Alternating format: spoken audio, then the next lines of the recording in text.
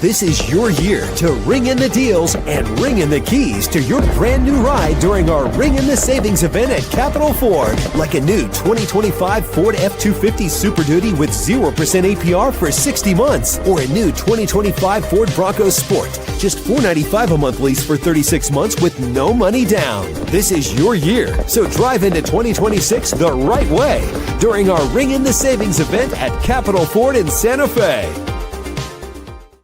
This is your year to ring in the deals and ring in the keys to your brand new ride during our Ring in the Savings event at Capital Ford. Like a new 2025 Ford F-250 Super Duty with 0% APR for 60 months, or a new 2025 Ford Bronco Sport. Just $495 a month lease for 36 months with no money down. This is your year, so drive into 2026 the right way during our Ring in the Savings event at Capital Ford in Santa Fe.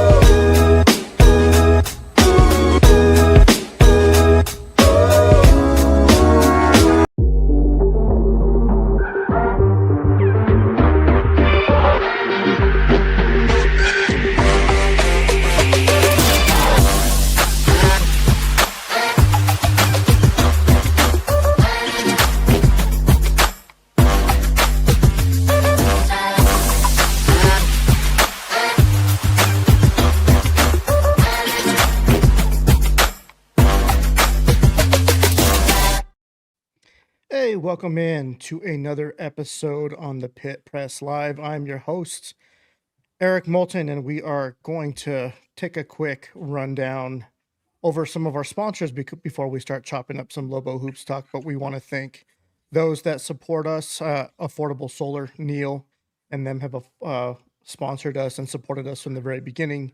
Capital Ford, Zach Brandt up in Santa Fe, and then Southwest Spray Foam up in Santa Fe Roofing Company. Very cool technique there. So we want to thank our sponsors for sponsoring us and kind of sticking with us, believing in the brand and believing in the product that we're putting out. But without further ado, let's get introduced to tonight's panel. The one and only Mr. Ed Nunez, Lobo fan since 1970, and the voice of the Western New Mexico Mustangs. Ed, what's up, man? How you feeling? Came in on the red eye last night, man. We had to drive back from Silver City, Western New Mexico, man, defeating Oklahoma Christian 90-77, having a pretty good season.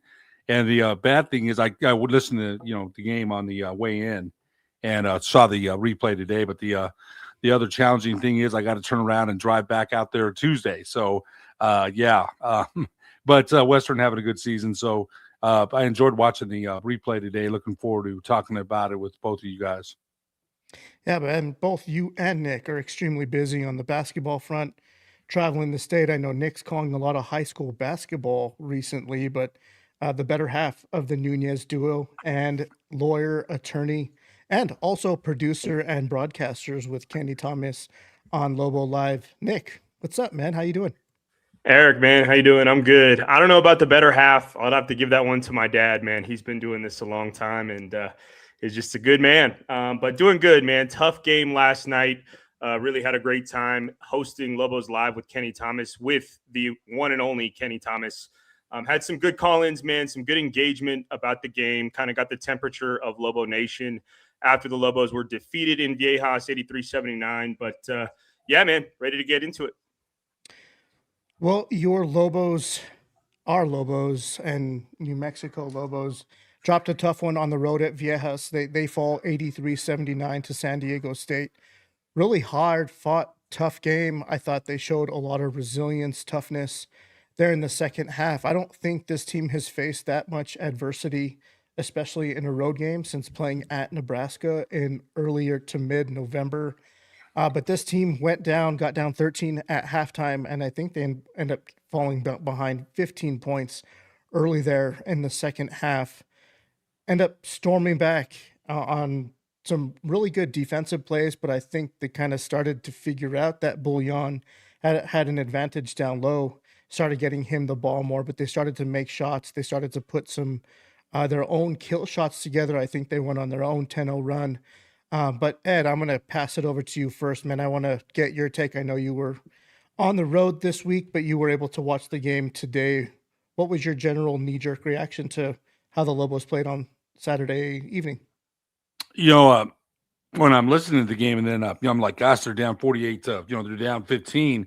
And I could barely pick up Portnoy because, we're on the road there, and KKOB finally came in strong. I had it online.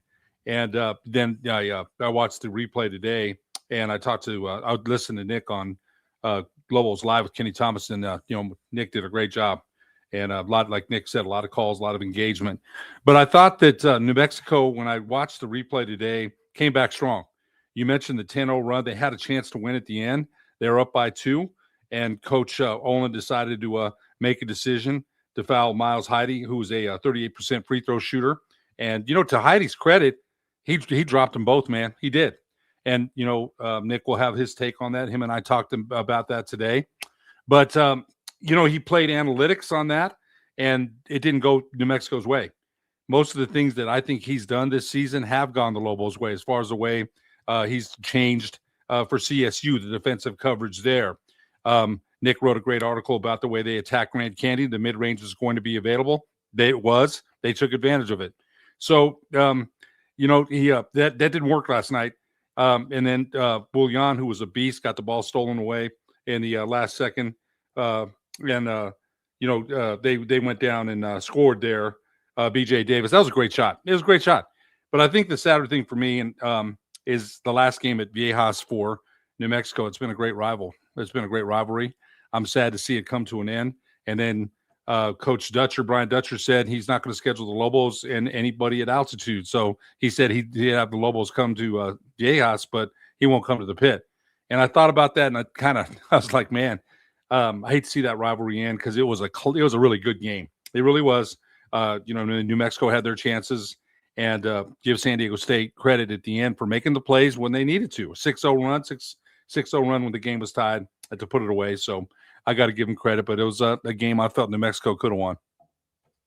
Yeah, that's kind of the narrative that we've started to see, or at least a trend we've noticed with teams that are out of conference. And San Diego State's going to be out of conference next year in the foreseeable future. They don't want to schedule teams that they know that they could probably potentially lose against, either on the road or at home, and that's an existing rivalry. So I would be a little hesitant there too. But Nick, I want to turn the focus to kind of the first half of this game. Lobos started well, man. They made some shots. They actually held the lead there for a little bit. I think they went up 28-24, but then they hit kind of a scoring funk. What do you attribute to that, and where do you think San Diego State kind of gained some advantage and pulled away there in the first half? Yeah, Eric, let's take it from there. The 28-24 lead for UNM with 8:43 left in the first half. After that, San Diego State went on a 12-0 scoring run and led 36-28 with 5:05 left. During that time, UNM was 0 for 7 from the field, and they shot a lot of contested three-point shots. There was a missed 3 from Jake Hall, a missed 3 from Luke Hopt, a missed 3 from Tajavis Miller, and a missed 3 from Uriah Tenet. I thought some of those were not great shots, not off dribble penetration. I think San Diego State was naturally going to give up the three-point shot. They didn't want to allow anything at the rim, and they took away Buljan in the first half, or the Lobos just weren't finding him. But Buljan only had 3 shot attempts at halftime and then dominated in the second half, 18 points. And they found ways to get him the ball, Eric. There's one play in particular. I think it's when he tied it 75-75. He went screen roll with Uriah Tenet, and BJ Davis switched on to Buljan and Tenet went over and gave him a nice entry pass, and Buljan scored. So I think UNM took advantage of San Diego State's switching defense, and then Buljan had 6 offensive rebounds in the second half and got some second chance points. So Buljan just imposed his will on this game. And then, yeah, man, it just came down to it last possession. I know we'll talk about Coach Olin's coaching decisions because it kind of came down to that. And then San Diego State just making a play, man. Miles Bird's steal, huge play. 79-79, he steals the ball. Davis makes a tough leaner on Hall. They just made the plays, man.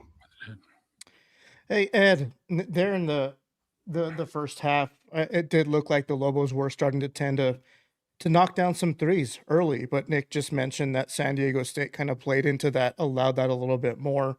But then those threes started to stop falling. And then a guy I want to focus on in Dayton Elberry, who for the better half of the season has been really effective at getting to the basket, right? Being that penetrator, being the facilitator. He just quite couldn't do that this game. And I know that San Diego State is really skilled on the defensive end. They're physical, they're big. They just kind of limited how often and how comfortable Dayton Elberry was in this game. 6 turnovers, man. And a lot of that, he just never really got comfortable out there. And I think one of the bigger factors in this game on why San Diego State kind of pulled away in the end. But what was your take on Dayton Elberry's play? I think I said this when I hosted Kenny Thomas, Lobos Live with Kenny Thomas last week. I've noticed that teams are starting to try to wall him off to keep prevent him from getting in the paint. He's a downhill driver. And so I think the last couple of games, teams, they watch film. And you got to look at that and say, hey, man, we got to stop this guy from getting in the paint. Every time he gets in the paint, they score. Every time a percentage of points he's in the paint, they score 3 or 2. We got to stop that. So you mentioned San Diego State had the length. Farrell Compton. They've got all, Magoon Quath, although he didn't give them much last night. They've got all kinds of size. Dixon Waters, Taj de Gorville. They've got a lot of length, man. And so I think that was going to be a plan to limit him, because they did. They did limit him. He didn't have his greatest game. You mentioned 6 turnovers. I was a little surprised that he sat out the last 6 minutes, though. I'm not going to lie. He's been their catalyst, their spark plug, the guy that makes things go. And Coach Olin wanted to go with Uriah Tenet, a freshman who's played very well, hasn't played like a freshman. But I've noticed that teams have made Alberry a defensive priority. And I would too. If you watch film, you're like, hey, man, this guy gets to the paint. He's either dishing to the corner for a wide open 3 or laying it off to Rock or Buljan, and they're scoring X amount of points in the paint or from 3-point land when he does that. So we have to make sure that he doesn't get downhill. So I thought the San Diego State did a good job of that. And Alberry, you mentioned 6 turnovers, did not have his best game, but they're going to need him. Like I said, he's one of the when they signed him, I thought, hey, that's a great signing, and I still think that. And they're going to need him for the remainder of the season. It wasn't 6 points, 2 steals, 2 of 6 turnovers. So it wasn't one of his better games last night, but he'll, again, New Mexico still had a chance to win, man. They still had a chance to steal one, and things down the stretch didn't go their way. But I think Alberry will rebound on Wednesday against Fresno. Just for everyone tuning in on YouTube, or if you are tuning in on X and Facebook, we do have a live poll going on our YouTube channel. So go ahead and check out our YouTube page, join the live chat, join the live poll, subscribe and like our channel if you already don't. But yeah, we appreciate it. Help support us and where we're going. So Nick, I think your dad makes a really good point, and I think we'll kind of get into the details and give our own opinion on the coaching strategy down the stretch and kind of choosing to either foul Heidi and then not having Chol and Alberry in there at the end of the game, because I know that Coach Olin did have a statement on that post game with Jeff Grammer. But 2 guys I want to focus on who did contribute and who did kind of pick up the slack. And Jake Hall, again, man, just true freshman. I can't say it enough. I don't know if we've ever seen a true freshman play at UNM and have that type of impact that he has, especially on the road in a tough place to play. But he finishes with 15 points. He goes 3 of 7 from the 3-point line. But then one guy I've been really critical of is Chol. I know Ed and you have also talked to him. When is Chol going to turn it around? And he played well this game, man. He hits 4 threes, was really effective, wasn't in there at the end, which I'll probably get your opinion on. But what's your breakdown of Hall and Chol's contribution in this last game? Yeah, starting with Jake Hall, started real hot. I think he was 3 for 3 from the field, scored UNM's first 5 points, and just got off to a really good start for UNM. And then he kind of cooled off. I think he had 6 points in the second half, didn't get the good looks that he was getting in the first half. I think San Diego State lost him one time, and then he got a corner three. But I think one of his threes he hit that was really contested in the right corner, but was just hot. I think San Diego State took him away a little bit in the second half. He wasn't as effective. And Antonio Chol, man, I mean, he was 4 for 8 from 3, like you just mentioned, 4 of 9 from the field. So he's taken 8 threes. And, I think Kenny has this same feeling about him. He wants more from Chol. And I think he's 100% right. He said just with Chol's length, and this is the same thing that everybody's been saying, he's got the intangibles. But one thing I think, Chol's not going to be in there when they need somebody to get a stop defensively. That's why Tajavis Miller was in there. I think Coach Olin kind of alluded to that in some of his post-game comments in the footage that Jeff Grammer posted on the Albuquerque Journal's YouTube page. Yeah, man, I just think I don't know what we're going to get from Chol other than shooting threes. I hope he can get it together defensively so he can stay in there for longer stretches in important parts of the game because you want his shooting. Yeah, man, that's kind of my breakdown. Chol thought he shot pretty well, mostly in the first half, but he hit a big 3 as part of UNM's second half run to just stay close with the Aztecs. So hopefully we can get more from Chol, attacking the basket, getting to the free throw line, some better stuff defensively. Those are my thoughts on Chol and Hall. Yeah, this game also was very physical. I was really up and down. Nick, you talked about it earlier, but it kind of turned into a foul fest there for a bit. There were 22 fouls called on UNM, 18 fouls called on San Diego State, and I was trying to find the number of total free throws attempted, and UNM attempted 21 free throws, and San Diego State attempted 30. They went 22 of 30. But Ed, I'm going to throw this question your way. Just with the nature of the game, I don't even know how many games or under your belt you called as a referee, but you've got plenty of years and experience in a highly touted physical rivalry game like this. You almost got to lean to the side that, okay, we're going to let these guys play, right? But we can't let the obvious calls go, but you're going to let some things go.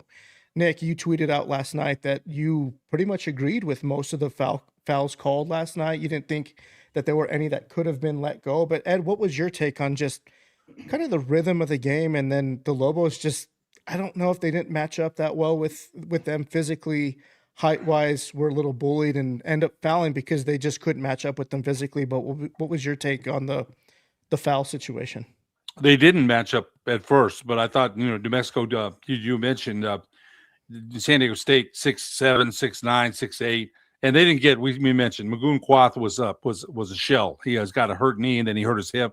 He gave him 10 minutes last night and was no factor at all. And he's 6'9" with a length of 7'1", a wingspan of 7'1". He gave them nothing.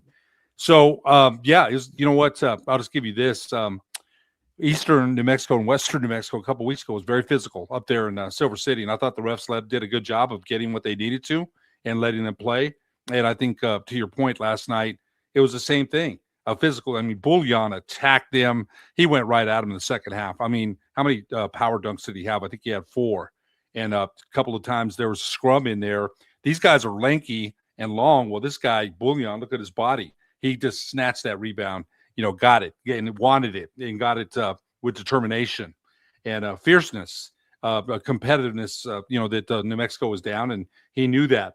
So I thought the referees, again, there's going to be calls, and I knew this even when I refed. No matter what the call I thought was a good call, there's 50% of the people in the gym that thought it was terrible, and I was terrible, and so that's the nature for an official. But the job they did last night. I'm never going to blame refs. When I was a coach and a player, and Nick knows this, Nick was bad too. I used to get on refs a lot.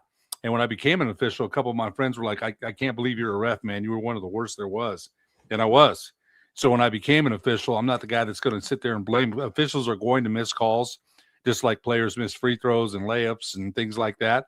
You got to, you know what I always say, control what we can control and don't worry about them, because they're going to miss calls and they're going to make calls that you're like not very happy about. And you saw that last night. Dutcher was very unhappy. Eric Olin was very unhappy about some calls you play on.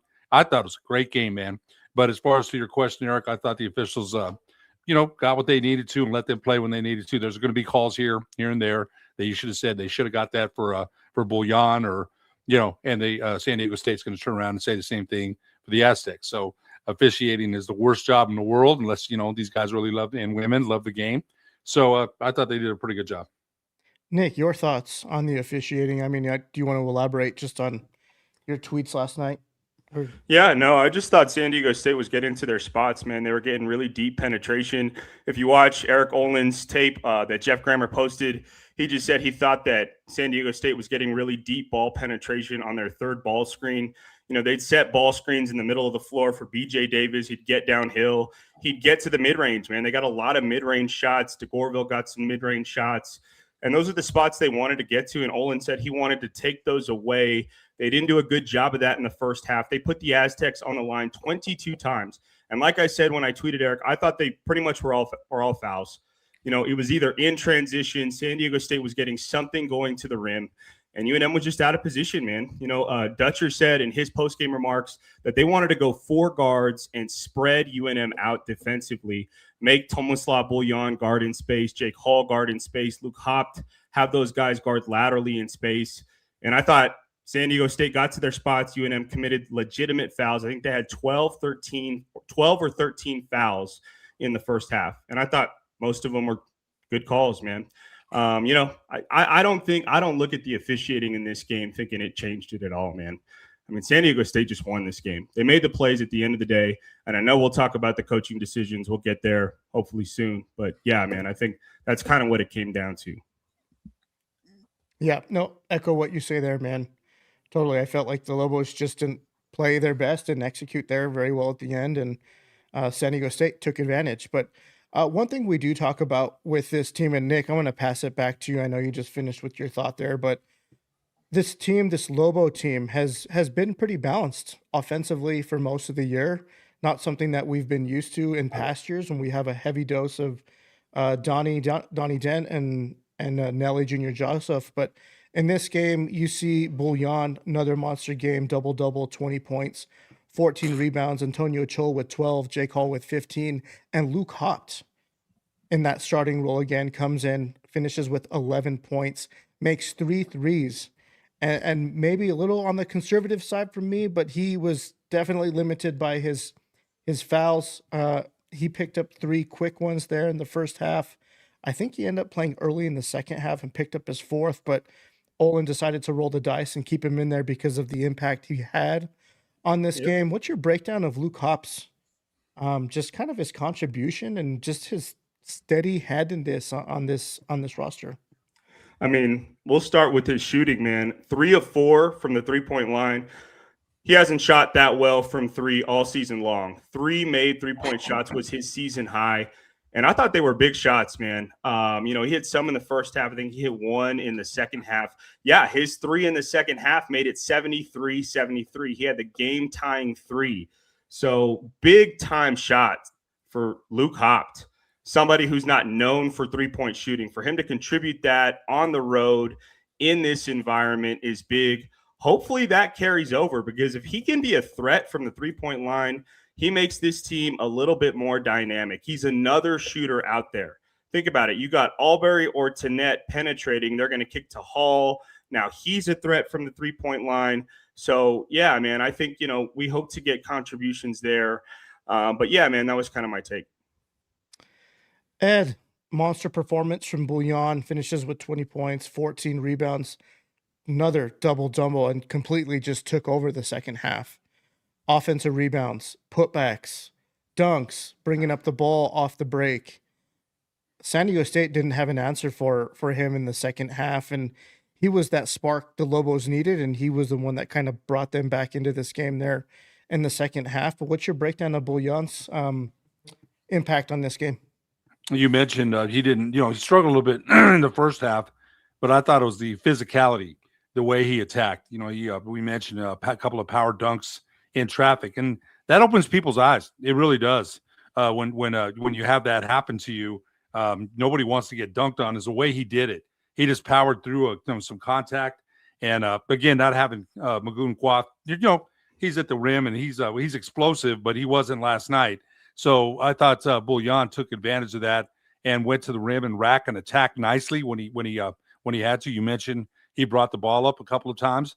They didn't get the same contribution from JT Rock last night. 11 minutes, 2 points. But Buljan in the second half, I thought he was a big catalyst in bringing New Mexico back and really putting them in a position to win. And 20 and 14, man. And look at his body. I know he's a freshman, but there's a big difference. We had the guy on from Colorado State last week or 2 weeks ago, and he said, stop saying he's 23. There's a big difference between an 18-year-old man and a 23-year-old man. Big time. 5 years. That's 5 years.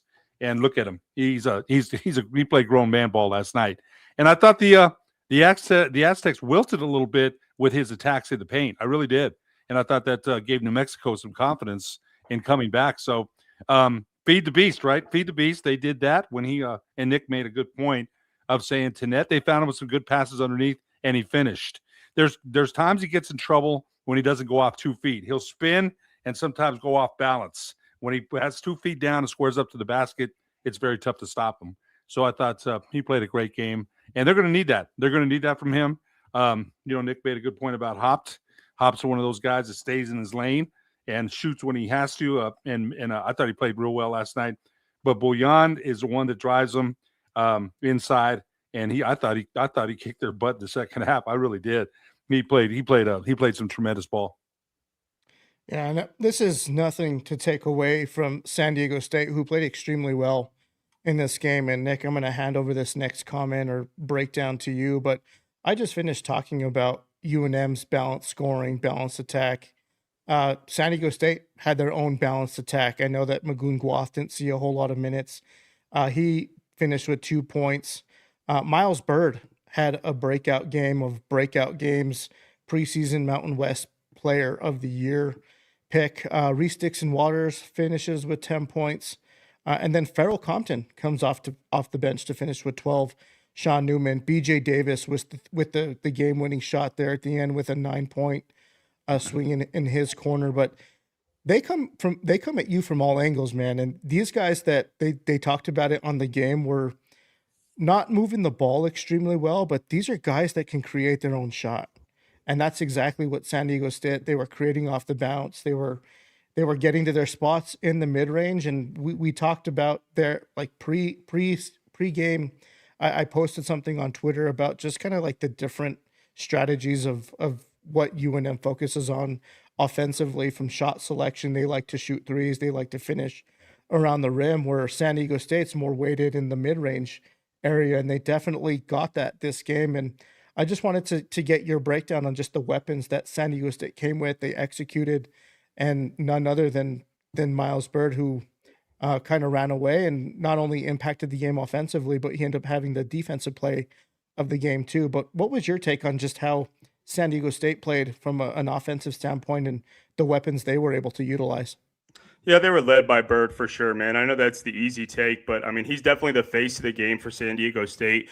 21 points. This was only the second time this season that Bird had been at 20 points or more. And man, he shot 3 of 6 from the 3-point line. I think the defensive plays he made, like we already mentioned, I mean, the block that he had on Chol's 3-pointer, he blocks to Javis Miller when he went to the rim, and he stole the ball from Buljan when it was 79-79. I mean, as far as I know, that's not offensive production, but those were the winning plays that he made. But yeah, man, I mean, I thought he shot well in the first half. Again, he was 3 for 6 from the 3-point line, 5 of 9 from the field. I mean, he only took 9 shots, but he got to the free throw line a lot as well. And that was, a big part for him, man. When San Diego State went on that 12-0 run in the first half, he went to the free throw line 3 times. He was 6 for 6. So he just really put his big imprint on the game, man. You talked about Magoon Guath. It just wasn't his night. He was a little injured, and Coach Dutcher talked about that in the postgame press conference. Says he has a hip flexor issue, that it was also a problem in the Wyoming game. So I don't know what that means long-term for Magoon Guath. I know when he's at his best blocking shots, this team is a lot more dynamic. But, man, when you get 10 points from Reese Dixon Waters, like you mentioned, Pharaoh Compton, man, you think about that steal that he had on Javis Miller, that breakaway layup. That's just a guy who scores. That's a guy who scores with energy. So he brought a lot to them. And then BJ Davis, kind of a quiet 9 points. He wasn't in double figures, and he's their leading scorer. But the game-winning shot, man, he had an iconic moment. So they're just designed to get that kind of balance. Taj DeGorville also had a good game, 4 of 7 from the field, 2 of 3 from 3. So that's just how this offense is designed, man. They got a lot of shooters, like you said, that can create their own shot, get to their spots. They did against UNM. And, yeah, they made the winning plays down the stretch.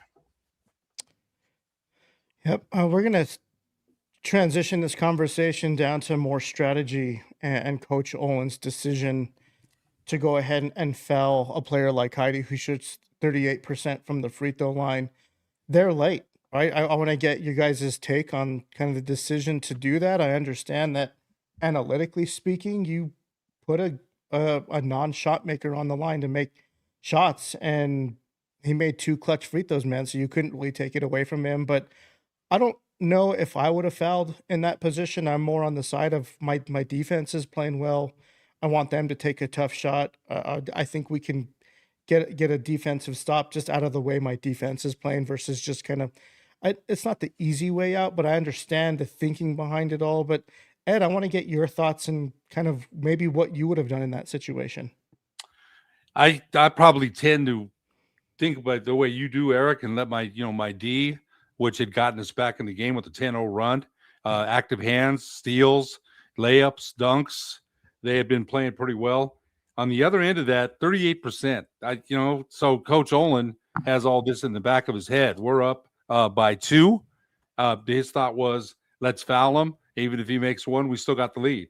And he buried 2, man. And you got to give Miles Hyde a lot of credit. 38% is pretty darn poor. It's not like he was at 61 and you wouldn't foul him there.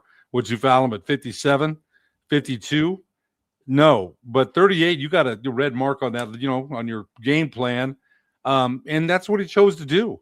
And, when Nick was hosting last night with on Lobos Live, one guy calls in, he did this, talk about Coach Olin. He did that. He didn't have the Olin or he didn't have Albury and Troll in. And there was one more thing, and case closed. Hey man, the best coaches are from the couch, man. Let's be honest. I'll give Olin props for what he's done all season long. He's got way more. And somebody else brought this up to me, a guy that used to coach under Gary Colson. He's like, hey, it's about winning on the road. I get all that. I don't need to be told that. I get that. And they let one get away. You could say that, right? But as far as what he's done and the decisions he's made this season, I'll give him. Look at what he's done here. 14-4. 5-2 in the conference. Nobody who thought that, and it didn't go their way. It didn't, and I can understand people second guessing that. They're going to do that. You're up. Why would you do that? And he explained why. Miles Hyde buried him, man. Buried those free throws. But Eric, I probably wouldn't have. I wouldn't have done that. But I'm not going to sit here and say that I'm a coach in that situation. He was, and there's plenty of people going to second guess that they shouldn't have. As it turned out, maybe they shouldn't have. He buried both of them. Give Miles Hyde credit for that. And New Mexico, I know what he was thinking. Didn't work out. But most of what Coach Olin has done this season has worked out. So I'll say, I wouldn't have done it, but I'll give Coach Olin again props for the way he's coached this season. One decision didn't work out, and they lost. We'll see what happens when they come back up here.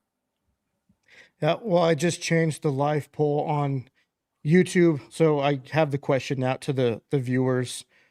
Should have Eric Olin decided to put Heidi at the line or let his defense ride out? So, Nick, I want to get your take, but I also want to throw a twist kind of in the end of that question. Yeah. Does being on the road or playing at home, would that have changed how you would have approached that situation? Possibly, yeah. I mean, I think it's better if you're at home, right? Like, I guess I don't mind that decision at the pit because Miles Heidi's got to shoot 2 big free throws in the pit against the pit crowd. I think when you're at home in the comfort of your own gym, when you're up 2 and you give somebody free shots, that's kind of what you're looking at. The big thing that I want to know in this situation, Eric, is I want to know what the analytics say. Like, what are the probabilities that if we foul Miles Heide, he's going to miss the front end of the 1-and-1, or he's going to miss the second one, and we're going to secure the rebound? Like, I want to know the information that was relied on to make that decision. And, ultimately it's Coach Olin's decision, man. Who are we to second guess? I mean, he does this for a living. He's a professional. He's a really good coach. And I echo everything my dad said. He got us to 14-4, 5-2 in conference with a brand new roster and a brand new coaching staff, a really balanced roster with multiple guys in double figures. We are a very balanced team. We've got inside presence with Buljan. We got a shooter in Hall. We've got slashers in Albury and Tenet. It's a very balanced team. So not criticizing his decision-making. But yeah, man, I think it is a fair question. Like, what information did you rely on to make that decision? And then, if Heide would have missed one or two and this game went a different way, then he's a hero. So I think, it's fair to say if that decision goes your way, you're the hero. And if it doesn't go your way, you're going to get criticized. And I think it's fair. Man. I know there's another decision to break down, Eric. Why did Eric Olin not call a timeout after BJ Davis scores 81-79? There's about 10 seconds left. UNM has one more timeout left.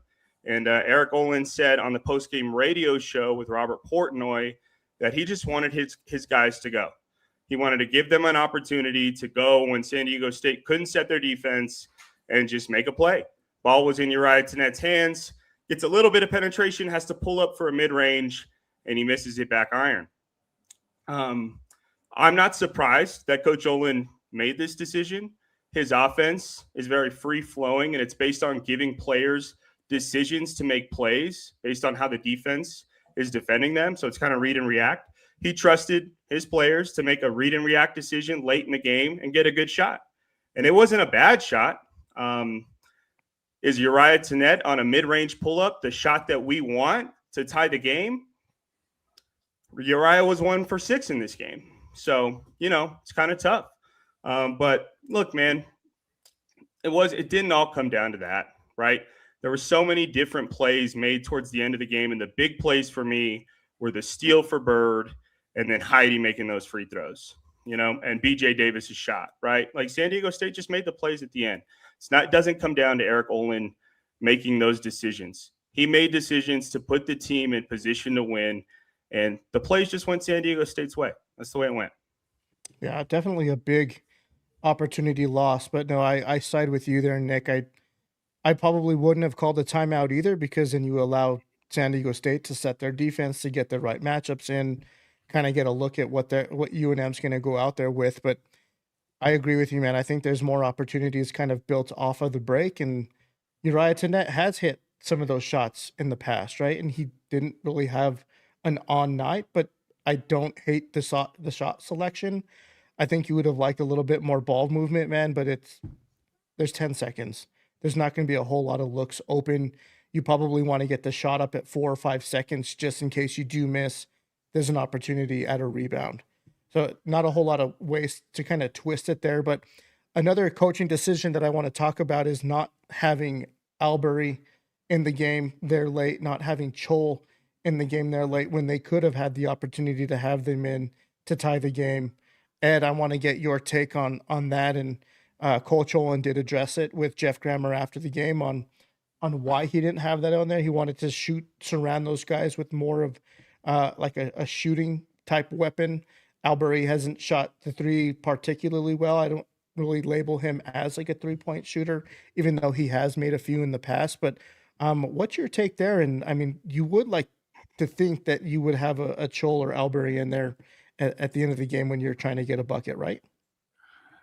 I was like I said, when I found out, I read I read that Albury didn't play the last 6 minutes. So when I went back and watched the replay, I was like, okay, he had just made a bucket before they took him out, and I think he'd made another play, and he might have had a turnover wrapped around that. But when they didn't play him the last 6 minutes, I was kind of, I guess you can't argue because New Mexico made some plays down the stretch. He's been in there though most of the season. He's in there. He might be one of the minutes leaders in minutes played. I would think he is. So a little bit surprising there. I was kind of a little bit surprised about that. It wasn't a great game for him. We mentioned that 6-2 steals, 2 assists, and 6 turnovers. Wasn't one of his better games. But Antonio Chol was 4 of 8 from 3. And so that surprised me a little bit because you mentioned his defense, and I've seen him block a couple of shots. It's been a couple of games now, and I think that's the most perplexing player to me. And when we saw him, the highlights when he signed with New Mexico, you saw he's a junior college All-American, and a scorer, a volume scorer. One thing that he hasn't done enough of, and I'm kind of disappointed in, is attack the rim. I think I saw him attack the rim the second game of the year at the Pit and threw down a thunderous dunk. He'll jab, jab, jab, and then if they cut him off, he just goes back and shoots the 3. Now he's got athleticism, he's got length, he's got a nice stroke, but I still think that we're not, I'm still thinking there's a 24, 25 point game in him somewhere around the corner. I keep saying that. He's got way too much skill to you'll see it. He'll hit two or three threes, and then you won't see him for the next 15 minutes. You're like, what happened to him? Where'd he go? And he's too good. He's got too much ability. So, I was a little surprised that he wasn't in there as well.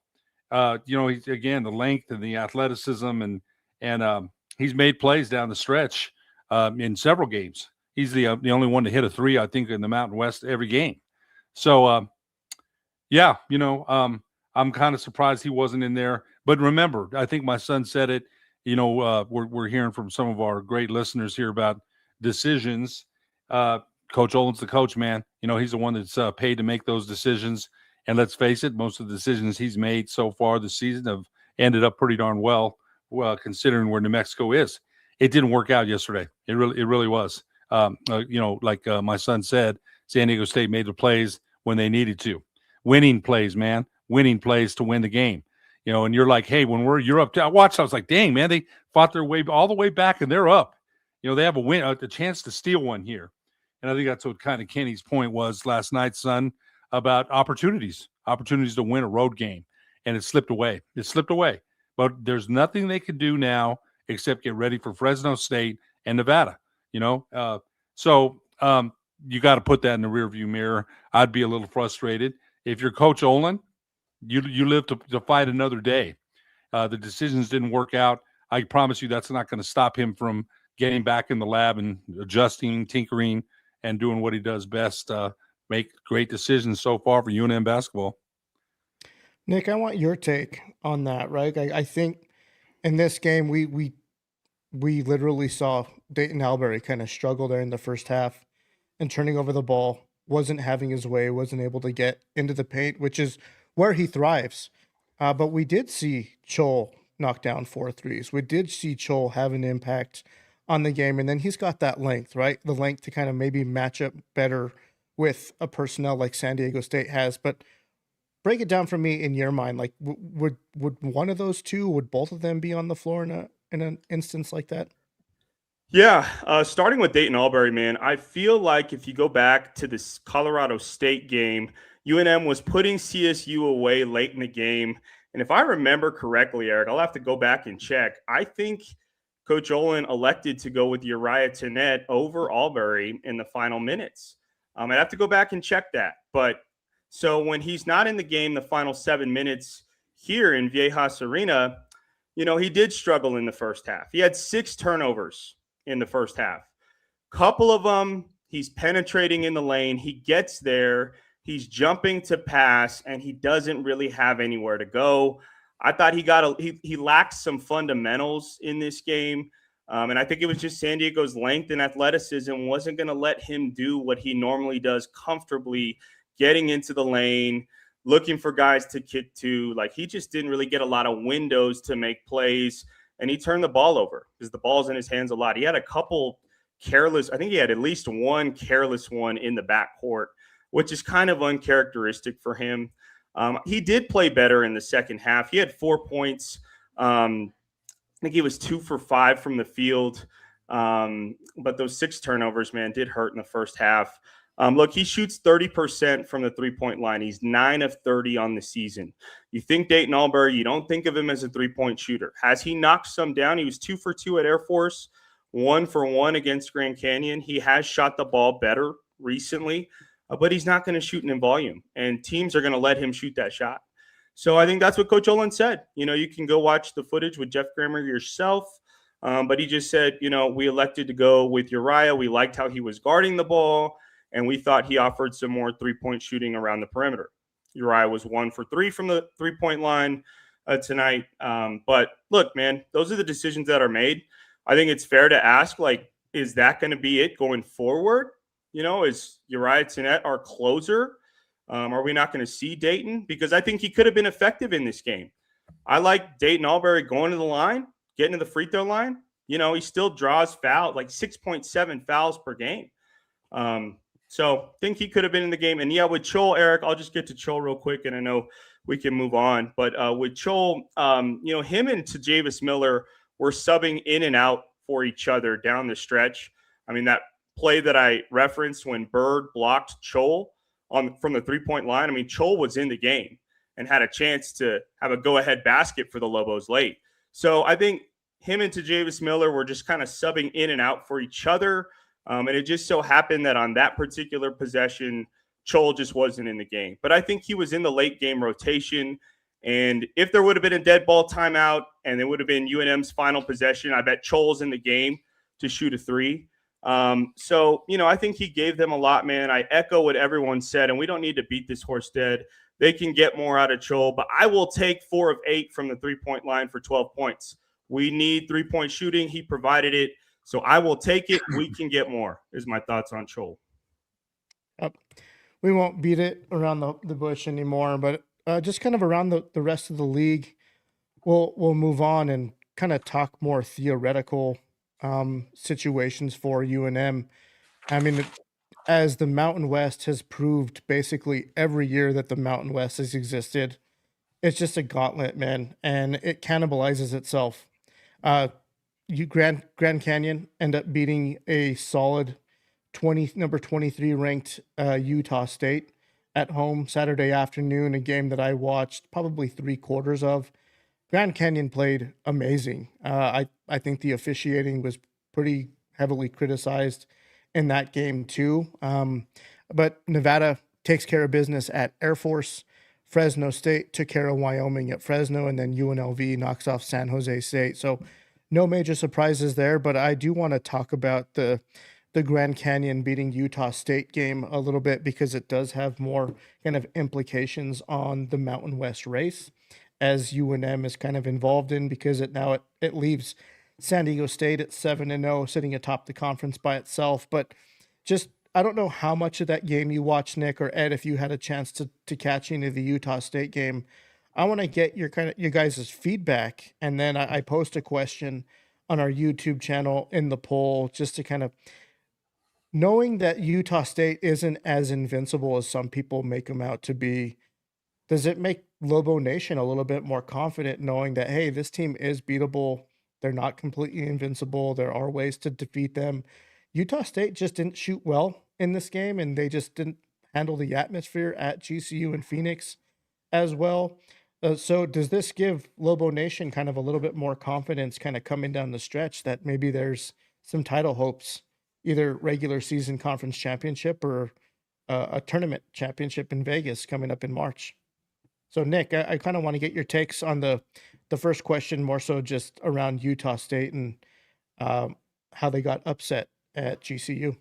Yeah, man, for sure. You mentioned the poor shooting. They shot 36% from the field, 25 of 69, and they were 25% from the three-point line, 7 of 28. They're top of the Mountain West Conference in field goal percentage usually. What Jared Calhoun said in the postgame was he thought, Grand Canyon's size and physicality really wore them down. Give credit to the freshman for Grand Canyon, Dennis Evans, the 7-footer. He had 6 blocks in 19 minutes. And, the parts of that game that I was able to catch, I remember Falslev attacking the basket once, maybe twice, and Evans came in there and rejected it, man, erased it. So he made some big plays defensively for them. So they just, man, their defense, I think, is the highlight of the game. And then they got 20 points from Brian Moore Jr. He had 11 against the Lobos in the pit. We didn't really talk about him too much, but he was nice at the beginning of the second half against UNM. He scored Grand Canyon's first 4 points and then just carried that over into this game against Utah State. I think he had 20 points, 4 rebounds, 4 assists.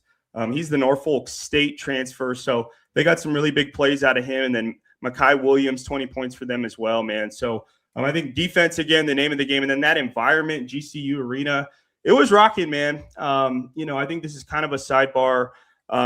There was rumor out there that Jared Calhoun and Mason Falslev's cell phone numbers had been leaked to maybe some Grand Canyon fans or some Grand Canyon students, and that they had gotten disturbing text messages, which is crossing the line, man. That should not happen. I shouldn't be a part of that. But Calhoun didn't belabor it. That is concerning. I don't think that had any effect on the game. Maybe it did. It's not my part to say. But ultimately, Grand Canyon earned this win. And yeah, man, to your second question, does that give UNM, confidence? I think, Coach Olin and this team is confident that they can win this conference. If they can go to Viejas Arena, have the Aztecs on the ropes, have a 2-point lead with a minute left on the road in that environment, we will take it. And as far as Utah State, I haven't had the opportunity to watch them a little bit, or watch them as much, excuse me. Obviously, I've read about them a lot. I've caught some highlight clips, super impressed with who they are. But I think, man, UNM plays really good defense. On the defensive end, we're top 30 in defense adjusted efficiency. So I think we match up pretty well with them. But I think UNM's just focused on the next game, man. They got to win at Fresno State, get back on track. They're going to get they're going to get an opportunity to go to Logan, Utah. They're going to get an opportunity to go to GCU. There's still opportunities for them to hopefully get quad 1, quad 2 games in conference on the road, and they'll have to take advantage of them, man. Yeah, speaking of quad 1, quad 2, bracket, resume, bubble watch, all that talk, we're efforting a few bracketologists kind of around the country, ones that pay attention to mid-major basketball, trying to get them on the show here in the next week or so. I did reach out to Rocco Miller again, just to kind of get a glimpse, right? We're about halfway through conference play. What does the outlook look like for UNM? I think the consensus right now of everything that I've gathered, I think most of the bracketologists have the Lobos sitting right around the first or second 4 out from an at-large perspective. So obviously you win the conference outright, you get the automatic bid. And I think the most I've seen in any of these bracket picks is 3 Mountain West teams making it, and most of them having 1 to 2, with more of them having 1. So it just gets so much tighter, man. And coming down to these conference races, they are going to have those opportunities that you talked about, Nick, the quad 1 and quad 2. But man, it was going to be a big one if they were able to steal one at Viejas on the road, with still two chances at Utah State, another chance at San Diego State at home. I don't know how many more they're going to get with that, but Colorado State also lost another questionable game on Friday. I can't remember who they lost to, but Ed, I'm going to kick this over to you. Just kind of your general thoughts. I don't know if you watched the GCU game, but when you did see the final score that Utah State got upset, what came to your mind? Well, I didn't get to see very much of it, but I think, in the notes that Nick sent over, that's a nice comment there from T-Mac about the rivalry between UNM. Guath is 7 foot, so I was wrong about that. But Grand Canyon didn't play big here. They didn't. Their size was not an advantage here at UNM, but it sure was at Grand Canyon. And I think my son made a great point about the fan base over there. They're pretty loud, and I think that helped. And Falstaff was only 8 of 21 shooting, so I think Utah State struggled through a tough shooting night. And again, the size that Grand Canyon didn't have here in the pit, UNM won going away 87-64. That was a hammer time, man. That was a hammer time win. And so, but you know what? That's the other thing too. Winning on the road is not easy. That's why UNM last night having that chance to win at Viejas and kind of getting away. It's like, darn it, man, because that could have been a great win on the road. So going in, you know what, New Mexico has to travel to Grand Canyon. That's not going to be an easy game. It's not, So I think the Lobos played much better at home. Went downhill and took it to Utah State. So I think that's going to give every Lobo fan a lot of hope that New Mexico can, and the way New Mexico played last night against San Diego State on the road, and almost, and then you had two San Diego guys, or three. Chris Howell not in the game. They showed pictures of Luke Hopt when he played in high school, Jake Hall, and then Chris Howell. They're all from San Diego, and then you had Jake Hall's dad there and Luke Hop's dad there. So they had a chance to win there, and seeing Grand Canyon take it to Utah State, I think gives everybody in the conference hope that this isn't dominating one team a league. That it's there's some Utah State, Boise State, New Mexico. Boise State's been struggling. So Utah State, San Diego State, New Mexico have been playing some really good ball. In Grand Canyon, you got to, with Bryce Drew, he's a great coach, man. That guy's a great coach. He's taken the Lobos to how many NCAA tournaments? Several. So they'll be heard from. And when the Lobos have to go down to Grand Canyon, it's going to be a tough game. Yeah, I also think we can't fail to mention Nevada. They're sneaky good. This year, they took Nevada down to the wire too. But Nick, do you have any thoughts on that question? Just kind of general conference outlook, chances at Q1, Q2, kind of. I mean, the picking's much slimmer this year for the Mountain West. Three tops get into the tournament, but wanted to get your thoughts on maybe just kind of the rest of UNM schedule and what you've been able to see from around the league. Well, you already mentioned, man, those opportunities against Utah State and against San Diego State. Hopefully quad 1, quad 2 opportunities at the least. And then, what's a disappointment in the Mountain West Conference this season, Boise State and Colorado State. I think there were hopes that both of those teams would be better towards the top 5 in the conference. And, Colorado State playing injured, of course. Jorgensen's been out. Memba's been out. They're starting to get those guys back. But Pasquarelli hasn't shot well in conference, and they're just not the same team they were in the non-con. And Boise State, man, had an opportunity at Viejas just like the Lobos did. And then Davis hits, a game-tying desperation shot. So I think Boise State, man, wow, a talented roster. But Leon Rice has just not figured it out with this group. And so, I don't know what those games are going to be. Are they going to be quad 2? Are they going to be quad 3? They're probably not going to be quad 1. Grand Canyon, I'd have to look where they are in the net and in the Ken Palm. I imagine that being, when we go over there to GCU Arena, quad 2 probably is what I would guess. But so I don't think there's going to be too many more of those, Eric. As far as their resume to get in at an at-large, man, you got to start stacking up their good wins. Their win at VCU is a good win. Probably quad 2. I'm not sure where they are right now in the net and the Ken Palm. We can check on that, but we can tally up what we know are good wins. The neutral court win over Mississippi State, SEC. We'll have to check where they are in the net and in the Ken Palm.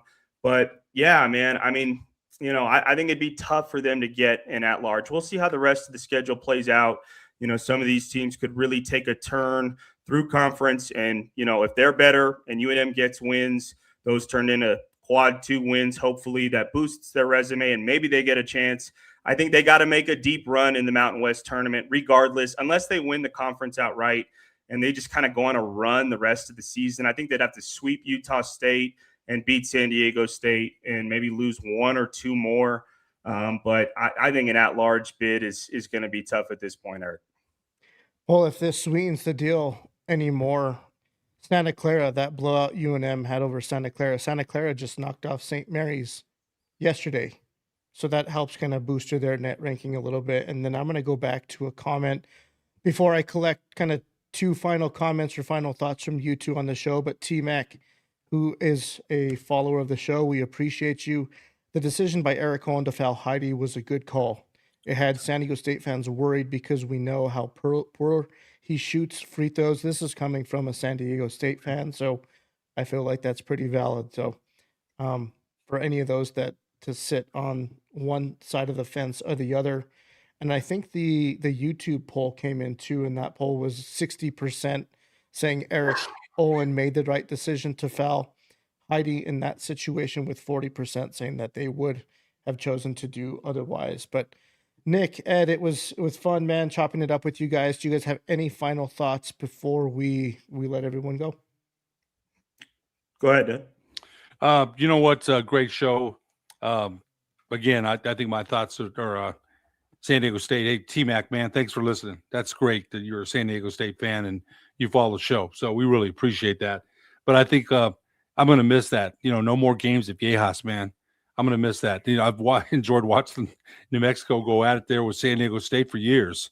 And they talked about House the other night. And I remember a couple years ago, he got a tee and he's squawking with the fans. Kawhi Leonard's, Lamont Butler hitting a shot here 2 years ago for the Aztecs to beat the Lobos. The Fisher versus Alford. Gosh, I go back to when the Aztecs played in the LA Sports Arena. Michael Cage, Smokey Gaines. Yeah, so I'm going to miss that. I'm really going to miss that. I'm very sad about that. We don't know what the conference is going to look like next year. We have no idea, but I will miss not seeing the Lobos play at Viejas, and those are some great games. So, but great show. I'm looking forward to watching the Lobos. I'm here this week against Fresno on Wednesday, Fresno State, and then I think my wife are going to go watch them play Nevada when Alford comes down that ramp. It's always fun, man. The fans kind of eased up on him a little bit, but when he first used to come down, man, the fans would let him and Noodles have it, both of them. And so I'm looking forward to that. It's going to be a great experience watching basketball at the Pit. Yeah, there's nothing like it. I'm with you there, Ed. Nick, your final thought.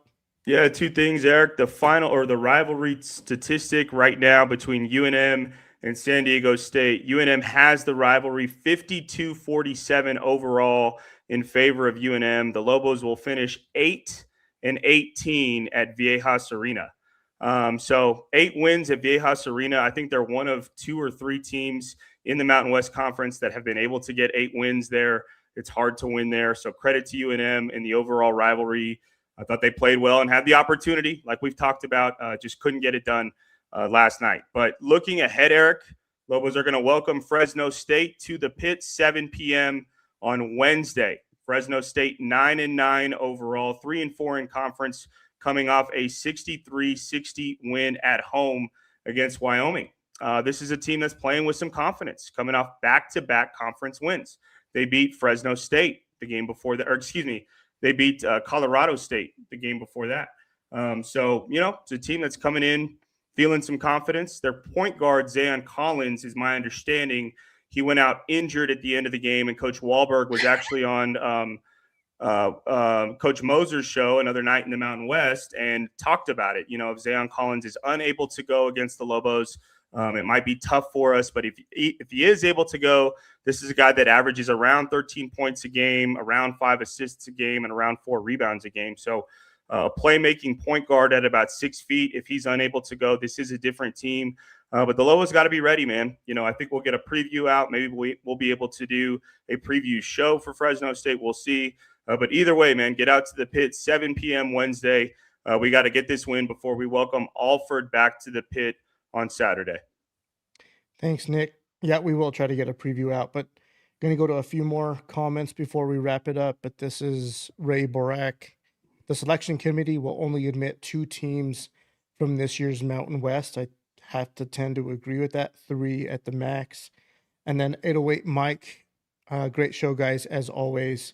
We appreciate you tuning in, and we appreciate everyone tuning in, joining the conversation, interacting with us on social media. Anyone who clicks on an article and reads, Nick does a fabulous job previewing and recapping games for our site, as does Tiki, Mark Smith, Greg Archuleta. Ed, always appreciate your takes on the show. Both of these gentlemen do a really good job joining Kenny Thomas on his show during the week and following post a Lobo basketball game. So if you don't already, please subscribe to the YouTube channel. Hit that like button, follow us on social media. We try to bring UNM athletic, not just basketball and football, but UNM athletics coverage to you from a different angle, more opinion driven, but We appreciate everyone tuning in and being a part of the Pit Press. And until next time, hopefully we can get a Fresno State preview out before Wednesday's game. So everyone have a nice Sunday. Have a good start to the week, and we'll talk to you later.